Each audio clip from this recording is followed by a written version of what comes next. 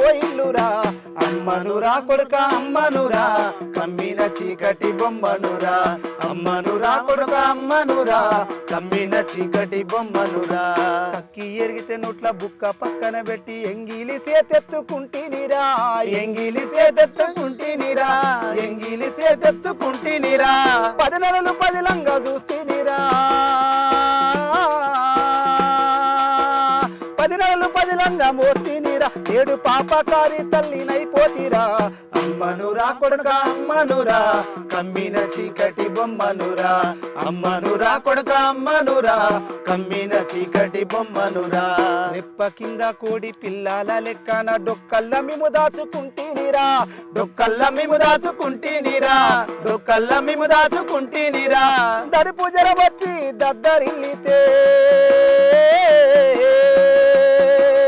తడుపు జరం వచ్చి దద్దరిల్లితే తెల్లార్లు నిద్రను కాస్తేనిరా అమ్మనురా కొడుక అమ్మనురా కమ్మిన చీకటి బొమ్మనురా అమ్మనురా కొడుక అమ్మనురా కమ్మిన చీకటి బొమ్మనురా మీరు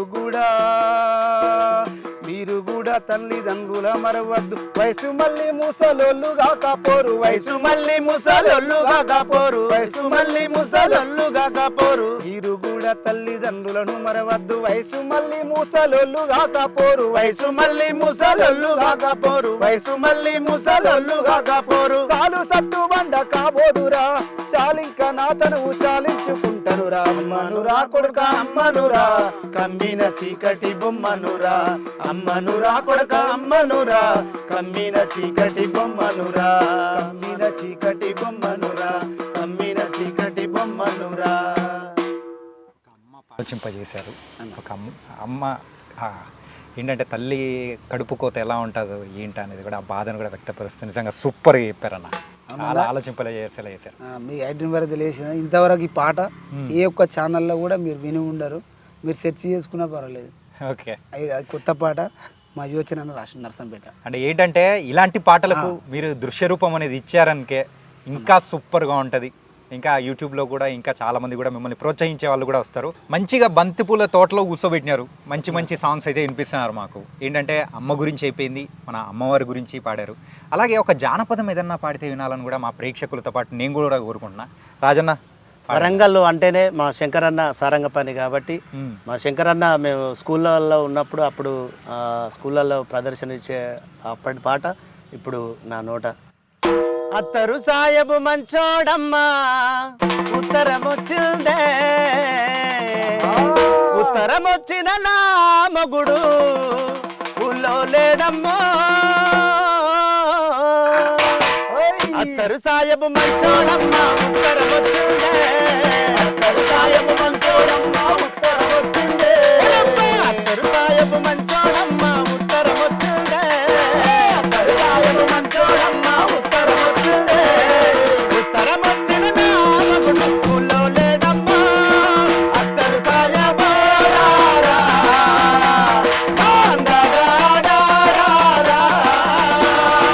అత్తరు సాయబు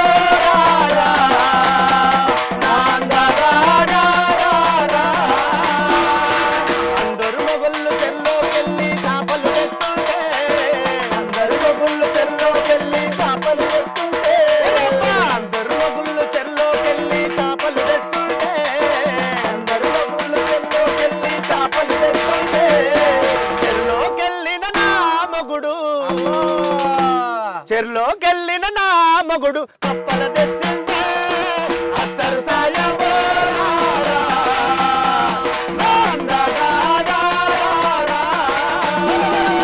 అత్తరు సాయబు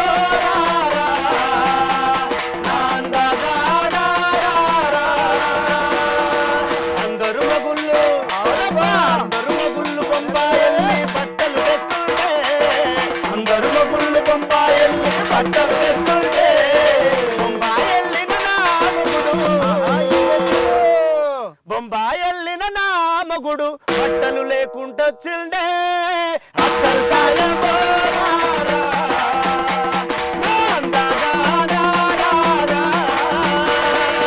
అత్తరు సాయబు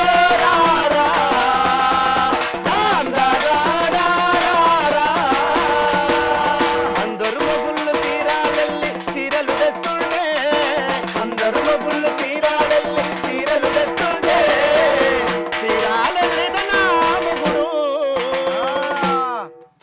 తెచ్చిండే అత్తరు సాయబోరారా.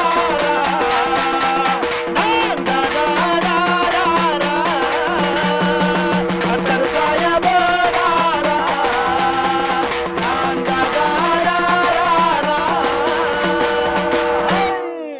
అన్నా ఇది సినిమా పాట కదా? లేదండి, ఫస్ట్ ఫస్ట్ జానపదం. జానపదం శంకర్ గారు మా వరంగల్ జిల్లా శంకర్ రకాల నుంచి వచ్చేసి ఓకే, తర్వాత సినిమాల్లో లిరిక్స్ సినిమాలో మార్చి అంతా మార్చి దానికి అంతా. అనుగుణంగా పుట్టింది మాత్రం వరంగల్ శంకర్ అన్న దగ్గర. సూపర్, అది ఎంత ఫేమస్ సాంగ్ అన్న. ఆ 90s లో ఉన్న వాళ్ళకి కానీ ఆ 2000 లో ఉన్న వాళ్ళందరికీ బాగా అవును. నవ్వుపిచ్చిన సాంగ్, అందరికి బాగా ఆలోచింపజేసిన సాంగ్ అన్నమాట. సూపర్. రాజన్న గారి వంత అయిపోయింది, తర్వాత యాదగిరి అన్న. ఓకే, తప్పకుండా. అరే తూర్పు దేశం బొమ్మన గల్లు తెల్లజీర పిల్ల, మీరు గమ్ముసి వాగలేనే తెల్లజీర పిల్ల. తూర్పు దేశం బొమ్మన గల్లు తెల్లజీర పిల్ల, మీరు గమ్ముసి ఓర్వలేనే తెల్లజీర పిల్ల. తూర్పు దేశం బొమ్మన గల్లు తెల్లజీర పిల్ల, మీరు గమ్ముసి ఓర్వలేనే తెల్లజీర పిల్ల. తూర్పు దేశం బొమ్మన గల్లు తెల్లజీర పిల్ల, మీరు గమ్ముసి ఓర్వలేనే తెల్లజీర పిల్ల.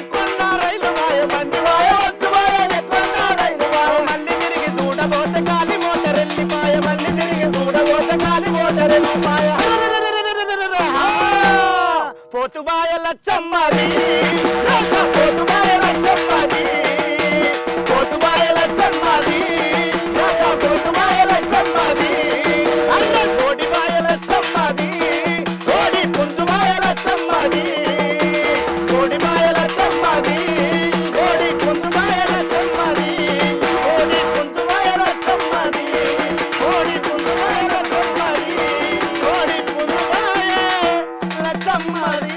అరే నాది అబ్బా నాది, నాది తెలుసు నీ పక్కన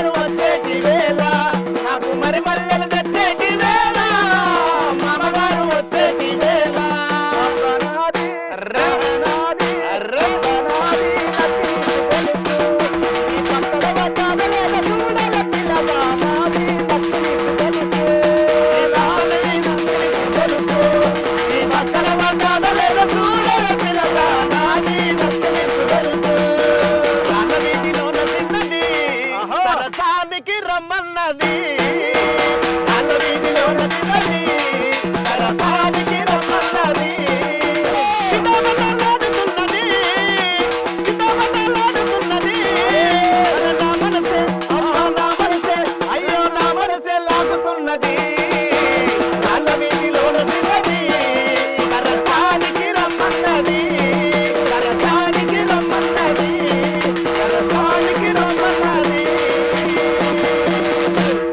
సూపర్, అసలు అందుకోవడమే లేటు, ఆ తర్వాత మాత్రం నాన్ స్టాప్ ట్రైన్ లెక్క ముందుకు పోనిస్తూనే ఉన్నారు.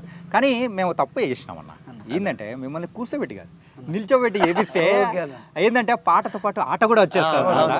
ఈసారి ప్లాన్ చేద్దాం. కానీ మీలాంటి కళాకారులు ఇలా ఉండిపోవడం అనేది కూడా ఎవ్వరికీ నచ్చదు. ఇంత టాలెంట్ చూసిన తర్వాత కూడా మీరు మీ దగ్గర నుంచి కూడా మీకు ఏదైనా సహాయ సహకారాలు కావాలనుకున్నా కానీ ఏదైనా కానీ మా ఐ డ్రీమ్ తరపు నుంచి కూడా చేయడానికి కూడా మేము కూడా ఎప్పుడు సిద్ధంగా ఉంటాము.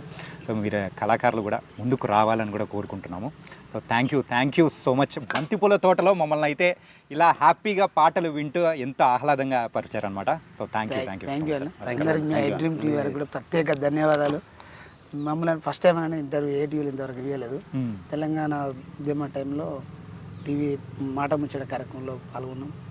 మారుమోగిన పాటలు పాడే తప్ప తర్వాత ఉద్యమం తర్వాత ఐ డ్రీమ్ టీవీలో నేను ఇంటర్వ్యూ ఇవ్వడం జరుగుతుంది. చిన్న కళాకారునికి మీ ఎల్లవేళలా మీ అండదండలు ఉండాలని మీ అందరు కూడా మీ టీవీ వారికి ప్రత్యేక ధన్యవాదాలు. తోట పర్మిషన్ ఇచ్చినటువంటి వారికి కూడా ప్రత్యేక ధన్యవాదాలు. మా కోటి బాబు కూడా ప్రత్యేక ధన్యవాదాలు. థ్యాంక్ యూ అన్న. ఓకే అన్న, ఈ నా ప్రస్తావన దరిదాపుగా ఒక 18 సంవత్సరాలు ఉంటుంది. ఏ టీవీ షో కానీ ఏది కానీ ఎవరు కూడా గుర్తించలేదు. ఫస్ట్ టైం గుర్తించి మరి స్టూడియోలకు రమ్మంటారు, కానీ మీరే మా దగ్గరకు వచ్చి తీసుకోవడం చాలా ఆనందంగా, మరి అది మా ఊరిలో తీసుకోవడం చాలా, మా తోటలో తీసుకోవడం చాలా ఆనందంగా, అంటే చాలా ఆనందానికి హద్దులు లేకుండా ఉన్నాయి. థ్యాంక్ యూ ఐ డ్రీమ్ వారికి చాలా ప్రత్యేకంగా కృతజ్ఞతలు అయి ఉంటాను. స్టూడియోలో తీసుకున్న దానికంటే ఇక్కడ ఇలా తోటలో ఈ పాటలు వింటూ ఇంకా ఎంత ఆహ్లాదంగా ఉందో తెలుసా. సూపర్గా ఉంది. మన డ్రీమ్లను తీర్చేది ఐ డ్రీమ్. చెప్పినారు అందరు కూడా సబ్స్క్రైబ్ చేయండి, షేర్ చేయండి, లైక్ చేయండి. ఐ డ్రీమ్ ఏది వచ్చినా ఏ ప్రోగ్రామ్ వచ్చినా కూడా మీరు అందరూ కూడా తప్పగా ప్రేక్షకులందరూ కూడా మరి ఆదరిస్తారని కోరుకుంటూ థ్యాంక్ యూ అన్న. మీ అందరు ప్రత్యేక ఐ డ్రీమ్ వారికి ప్రత్యేక ధన్యవాదాలు. ఒక యుగేంద్ర అన్న ఒక పాట పాడాలని పాడతారు. అందరూ యాదగిరి పాడినాడు, రాజన్న పాడినారు, మీరు పాడతా అంటే మేము వద్దంటామా? మా గురుగారు గిద్దె రామనరసన్న గారి రచనలో వచ్చినటువంటి అద్భుతమైన సాంగ్. అప్పటి నుండి ఇప్పటి వరకు ఎప్పుడైనా కానీ అది మాసిపోని మర్చిపోని పాట అదే సారా సారమ్మ పాట.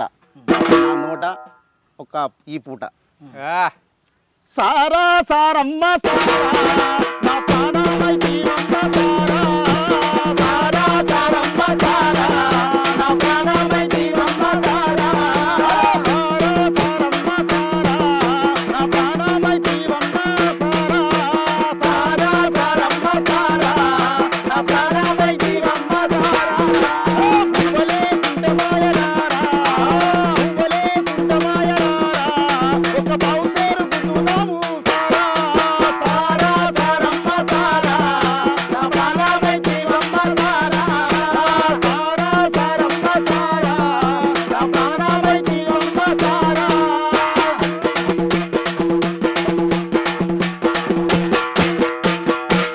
డప్పు కొట్టడమే కదా అన్న, పాట కూడా పాడతాడు. మల్టీ టాలెంటెడ్ అన్న అయితే. అన్న కూడా అంతే. సూపర్ అన్న. మొత్తానికి అయితే మీ జానపద గేయాలతో అన్నీ మమ్మల్ని అయితే బాగా ఆదరించారు. ఒక మా కోరిక మేరకు ఒక చిన్న పాట అన్న లాస్ట్కు, అంటే ఈ పాటలు విని ఈ పాటల తోటలోకి వచ్చి మమ్మల్ని ఇంత చేసినందుకు, మా పాటలు మీకు నచ్చినాయి కాబట్టి పాటకు సలాము ఐ డ్రీమ్కు సలాము. మరి మా అన్నగారు టీవీలో ఎంతగానో వచ్చిన మా గురువు గారు మా గిద్దరామ్ నరసన్న పాట ఇది. మళ్ళీ ఆయన టీవీలో వస్తుంది, మళ్ళీ ఆయన తీసుకున్నాడు. అంతకంటే ముందుగా మాతో మా నోట పాటకు సలాము ఐ డ్రీమ్కు సలాము పాటకు సలాము ఐ డ్రీమ్కు సలాము అరే పాటకు సలాము ఐ డ్రీమ్కు సలాము పాటకు సలాము అందరన్నకు సలాము పాటవాడి నల్లకు సాలా ఆటలాడి నల్లకు సాలా ఆటవాడి నల్లకు సాలా ఆటలాడి నల్లకు సాలా ఆటవాడి నల్లకు సాలా ఆటలాడి నల్లకు సాలా